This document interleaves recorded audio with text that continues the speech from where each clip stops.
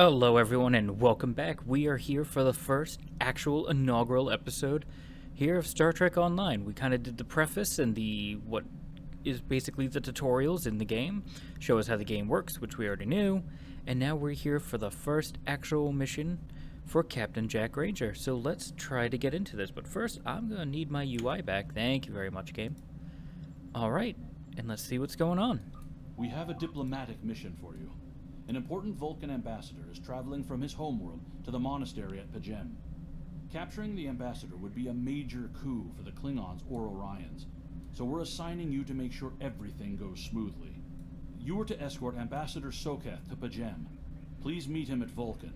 Once you locate him, speak with him about the transport mission. Do whatever is necessary to keep him safe. Alright, and the crew of the Seeger have their very first mission. Well, very first actual mission that's not a training mission that went horribly wrong with marauding Klingons. My friend sacrificed so much to secure peace with the Klingons. I bear the responsibility for the consequences to him and his crew. A thought that troubles me to this day. The hope was that this alliance would last forever. It did not. The Klingons have chosen war. The Federation is doing its utmost to protect its borders and the billions of innocents who call this space home.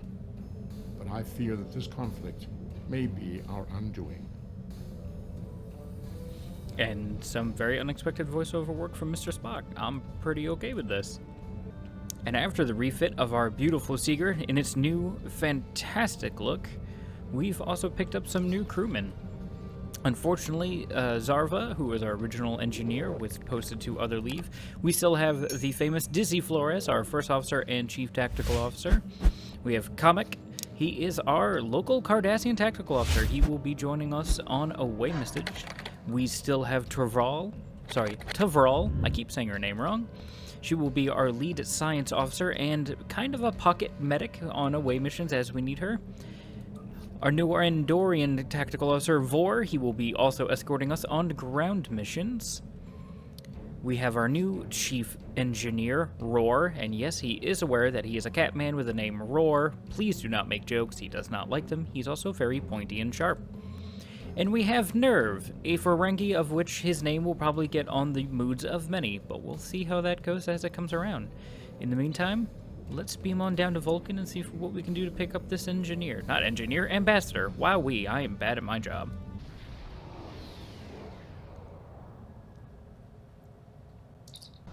Looks like Travrell has already taken the liberty of contacting the ambassador that we've arrived, and they're saying that we can come on down. He prefers to travel by shuttle. Greetings. Thank you for agreeing to escort the ambassador to Pajem.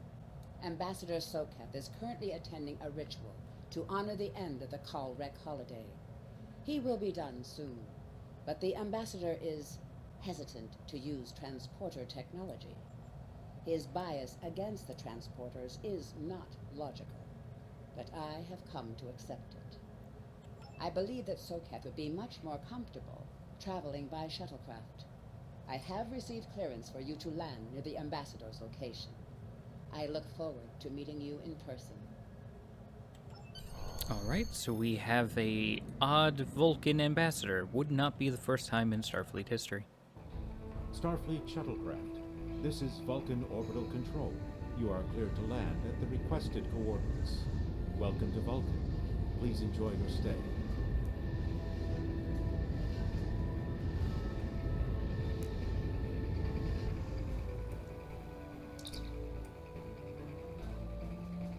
Apparently the ambassador is waiting for us at a temple on top of the rise, according to Tavrel. This is a very hot and very dusty planet. I cannot say I'm a huge fan, considering I like the much colder climates.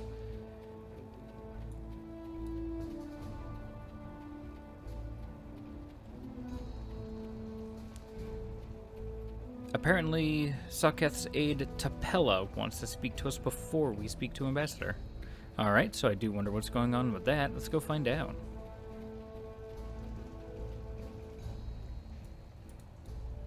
I do have to say, for such a stern, cold, emotionless people, they have beautiful architecture.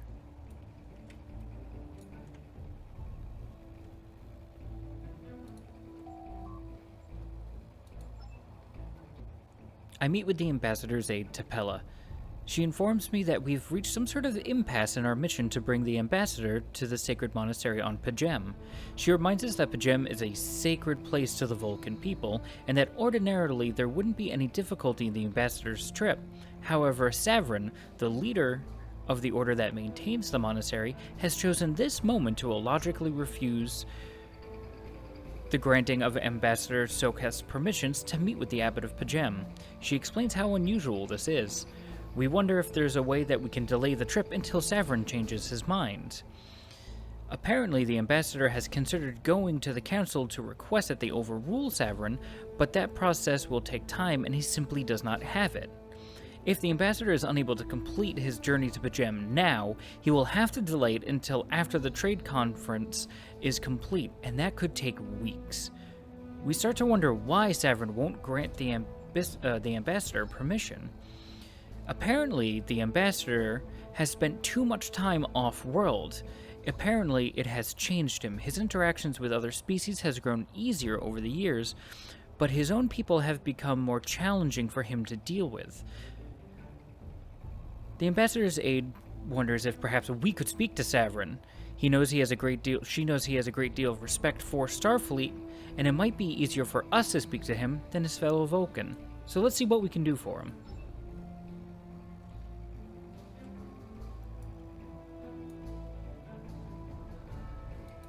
Peace and long life. Do you seek knowledge of the ancestors? High Priest, we're here on a mission to transport the ambassador to the monastery in Pajem, but we understand that you're not giving him permission to. Is there any reason why? Soketh accuses me of abandoning logic, but he is the one refusing to explain his reasons for wanting to go to Pajem. The planet is sacred. Our ancestors walked those paths. They found understanding and serenity in its quiet. When I am at Pajem, I feel more at peace than any place else in the galaxy. Pajem has been touched by outside influences in the past. The Federation is at war. Now more than any other time, we must protect this refuge. Do you seek knowledge of the ancestors? So it seems that the High Priest is worried about some sort of corruption about us bringing the ambassador there, either from us or from the ambassador himself. I'm curious, though, why do the Vulcans restrict access to Pajem so strictly? Many years ago, Pajem was used for political purposes. Technology used to spy on the Andorians was hidden beneath the sacred sanctuary. It should never have happened. Buildings that had stood for 12 centuries were destroyed because we allowed politics and war in a place where there should only be logic and contemplative thought. When the monastery was rebuilt, we pledged to keep it safe from the cares of the galaxy. Only those who seek peace may enter. It appears all the rumors and every kind of stereotype you hear about the Vulcans having extremely long memories is very true. The incident in which this High Priest is referring to happened before the formation of the Federation, when the NX-01 Enterprise originally reached Pajem on a more or less investigatory mission. They wanted to know more about the sacred place and about the Vulcan religion, and instead what they ended up finding there was Andorian commandos led by a Commander Shran, and they ended up discovering secret spy technology to follow, track, and listen to Andorian transmissions and military movements at what was supposed to be a religious site. But this must have happened hundreds and hundreds of years ago. Do you seek knowledge of the ancestors? At this point in our mission, I feel like there's something that we can do, some sort of way we can persuade the High Priest to bring the ambassador to Pajem. I will permit it if you will pledge to me, on your honor as a Starfleet officer, that you will protect Pajem from harm. Soketh says his reasons for wanting to speak to the abbot are private. I will accept that, but only if you are with him. I know I can trust Starfleet. Please, protect Pajem from any who would violate its sanctity. I promise you, we will protect Pajem, but I'm not sure what you're so worried about. And with that, we now have the High Priest's approval, but I do have so many more questions as to what's going on here, and why this ambassador seems to almost instill distrust amongst his own people. Welcome to Vulcan. Other than how he speaks to us. Do you have any questions? It may be inappropriate to ask a Vulcan those questions, but I feel like I need to before he comes aboard the ship. I need to let him know that we spoke to the High Priest and why he doesn't seem to trust the ambassador. How should I know? He is a small man with small concerns. Thankfully, he has listened to reason, and our journey won't be delayed any longer. I am ready to leave now. Is the shuttle prepared for departure? Begrudgingly, I tell him that we're ready to go, but I have to say he does not sound like many Vulcans that I've met before in the past. Maybe I'll have to get an appropriate view on him from Travell, our science officer. Travell. I'm never going to get her name right.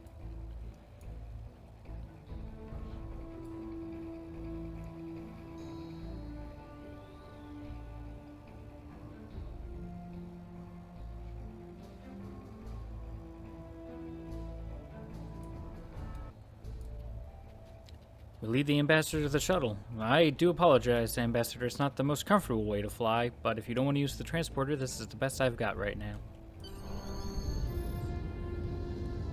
Starfleet shuttlecraft, we have logged your flight trajectory, and you are cleared for departure. Live long and prosper. Tavrel informs us that the ambassador is quietly retired to his quarters, and now we can leave the system and start heading to the monastery. So let's make it so.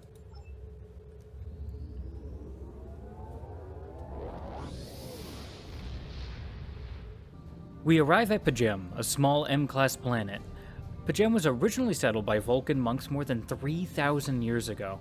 Although the original monastery was destroyed during the Vulcan-Andorian conflicts in the 22nd century, the buildings were rebuilt by a correlation of humans, Andorians, and Vulcans after the founding of the United Federations of Planets. After we arrive, Flores lets us know that there's unusual energy readings in the systems and that we should scan the system before we take the ambassador to the surface, just to be safe.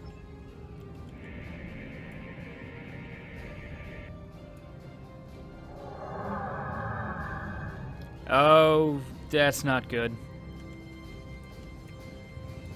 This is Captain K'tak to all Klingon vessels. Target their warp drive. There will be no escaping our vengeance this time. Apparently the Klingons have made it all the way to Vulcan space with their cloaking devices. Well, this should be interesting.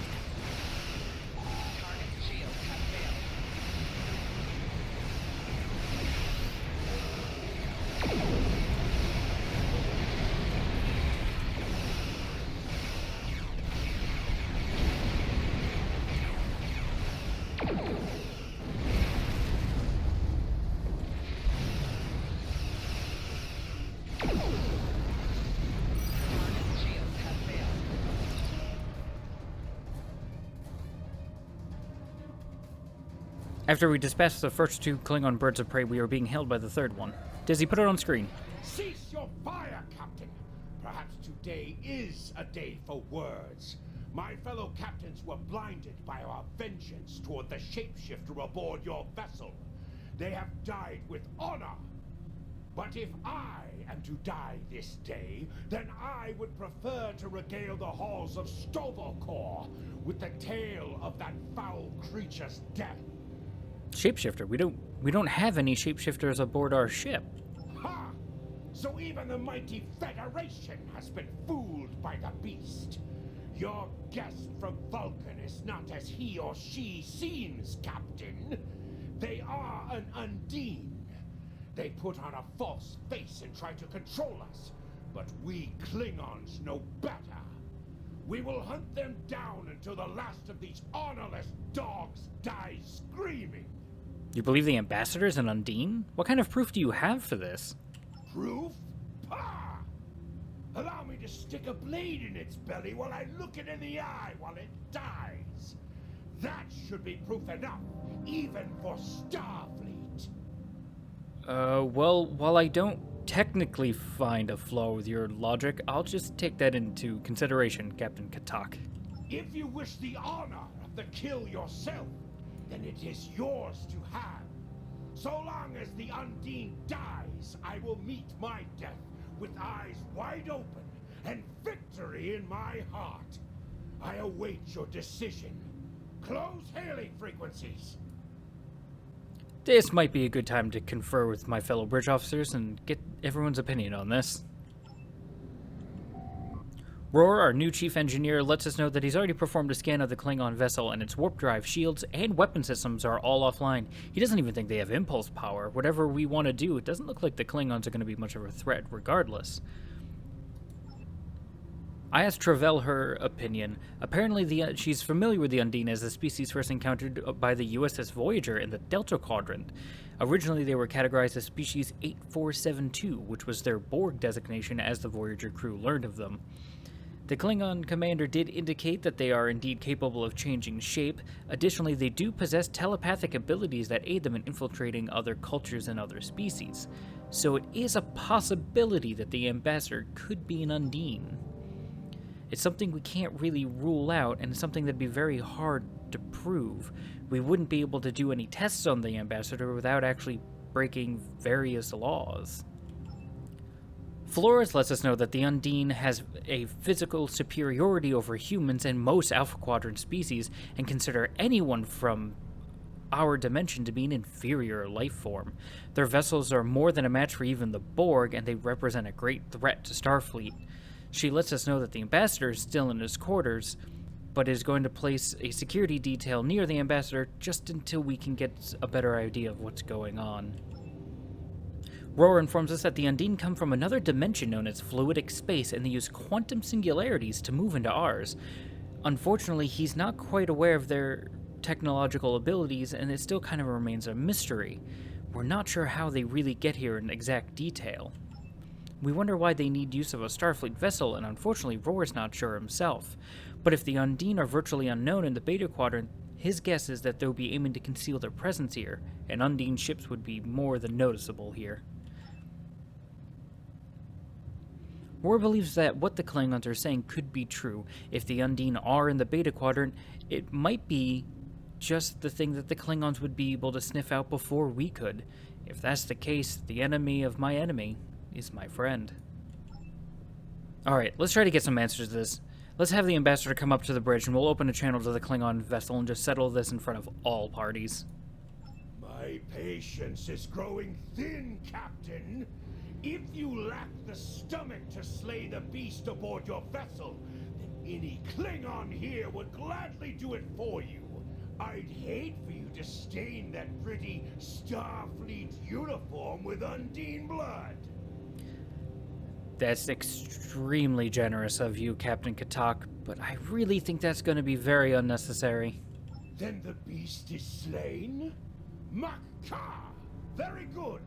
Perhaps you've the heart of a warrior after all. Let me look upon our enemy, and tonight we will dine together as warriors and drink to the honored dead. Why, absolutely, Captain. I present to you Ambassador Soketh. Captain, I take my meditations very seriously. Why have I been summoned to the bridge? Apparently nobody in this conversation has a sense of humor. Accused, meet your accuser. Alive? You're a fool, Captain! Strike now before it's too late! We cannot do that. We will not do anything without any proof, Katak. You want proof? Then lower your shields and allow me to beam over. Once the Undine's blood coats my blade, you'll see it for what it truly is. A Grint hound in Tark's clothing. Alright, this is getting out of hand. Ambassador, let me explain what's going on here. There's no need, Captain. The situation is not difficult to unravel. My concern lies in the logic of you entertaining this Klingon's meritless claim.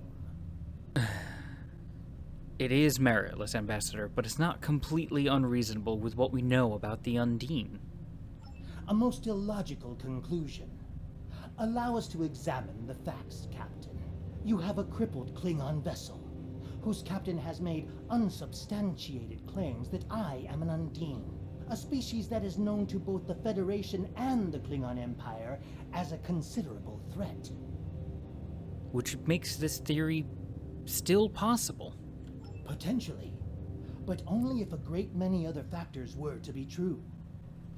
Is it not much more likely that the Klingons have, in the face of defeat, instead sought to exploit Starfleet's desire for peaceful resolutions to conflict in order to repair their vessel and renew their assault? It wouldn't be an overtly very Klingon thing to do. Romulan, maybe, but not Klingon. However, you could make a good point. Do we have a status on the Klingon vessel? Dizzy lets us know that their weapons are inoperable and their warp drive is still online. However, hold on, they just turned on their cloaking device. A true warrior strikes without mercy, Captain. I only hope to teach you this lesson personally before the Undine does. We may not be able to best your vessel, but a Klingon knows many roads to victory. The beast may have evaded my vengeance for now, but I can still ruin its plans here at Pajem. Dizzy, find that ship and fire. War lets us know that we've already lost them on the sensors. They seem to be gone. Please scan the area.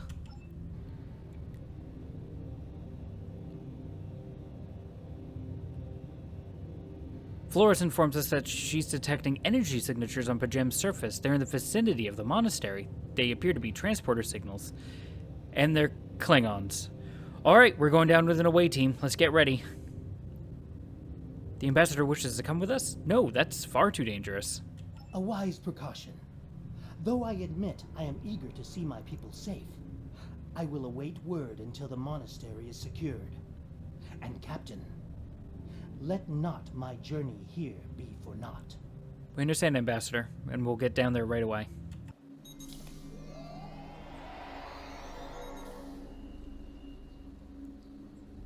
Dizzy lets us know that we need to secure the area and make our way towards the monastery, which is located on top of the hill. She's reading multiple Klingon patrols between us and the main building. We should proceed with caution. Let's just stay alert, and we need to find the monks and save whoever we can.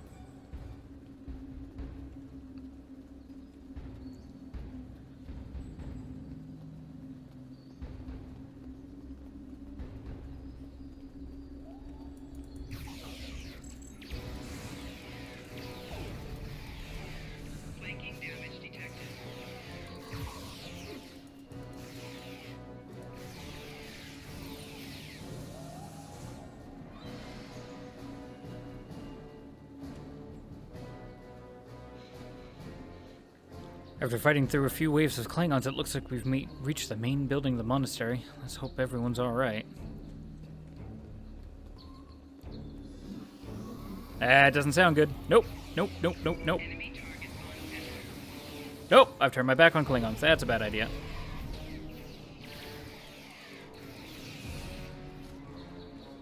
Ooh, can you tell I did that advanced phaser training in a day? Yeah. Alright.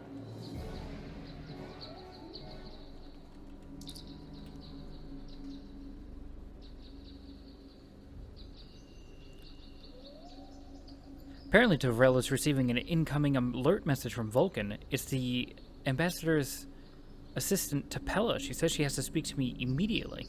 I have terrible news. Vulcan security forces have discovered the body of Ambassador Soket.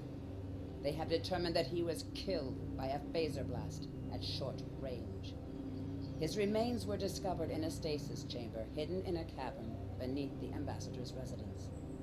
The ambassador on your ship, the one that I have been working for, is an imposter. Oh. Well, there's a very angry Klingon in orbit that's not going to be happy. Or is going to be happy to hear about this? Oh, I'm really not sure how this is going to go. You need to be very careful. This imposter was able to fool Soketh's closest associates for months. He is crafty and very patient. Now that he has been discovered, he will be dangerous. Flores lets us know that security reached the ambassador's quarters, but he's gone. They've searched the ship, but all of a sudden there was an unregistered use of the transporter system. The Vulcan government is requesting that the imposter Soketh be detained and returned to Vulcan for questioning. Apparently whoever used the transporter system erased the log, so we don't know where they're going. But we have a feeling we know where he's going to turn up.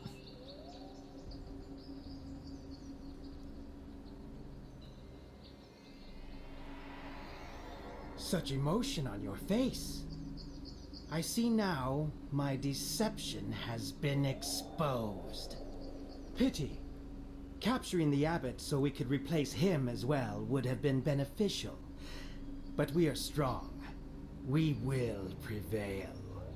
You are weak, and the weak shall perish.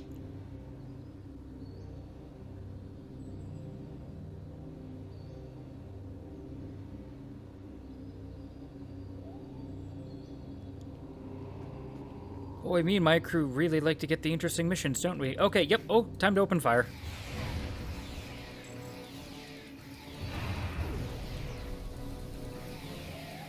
I don't think I want you closer to me. Nope, I honestly don't think I want you closer to me.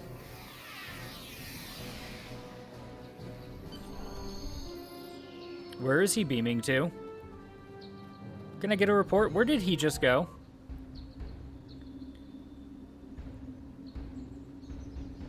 Tavret recommends we return to the Seeger and search for the Undine ship that has to be in orbit.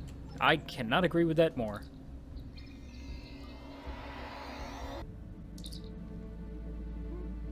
Flores lets us note that an Undine ship is on an intercept court. Apparently the Seeger doesn't have the armaments to handle an Undine attack. Starfleet reports that they're sending ships to assist us, but they're about 60 seconds out. We're gonna have to hold them off until then. Oh, right, that's already a torpedo right at my ship.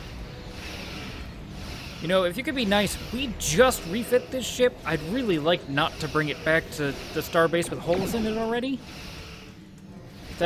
No, I don't think he's listening. Alright. Really could use an angry Klingon right about now.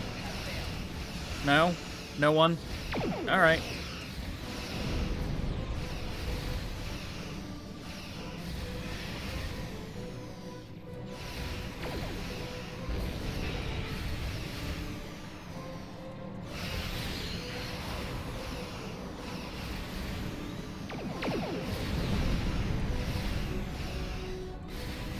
I really hope warp plasma has the same effect on Undine ships as it does on ships in the Alpha and Beta quadrants.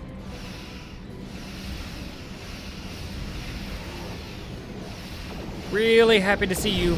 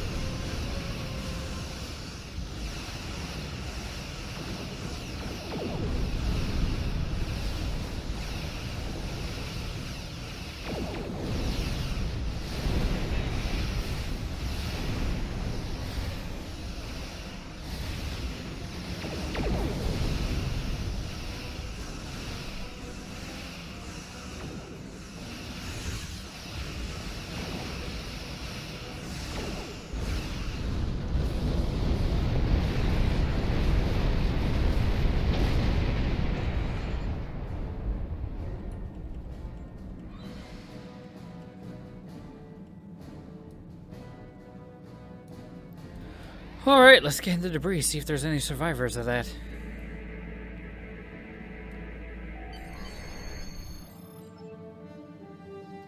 Receiving a message from the USS Challenger. This is Captain LaForge of the USS Challenger. Glad to see we made it here in time to lend you a hand. Perhaps you'll return the favor someday. LaForge out. Anytime, Captain LaForge. Anytime. War lets us know that he's recovered the final data transmissions from the Undine vessel, as well as samples from the organic material that's used to create the ship. He needs to get this all back to Starfleet Intelligence so they can hopefully decrypt the message and tell us more. Well, let's get back to Earth.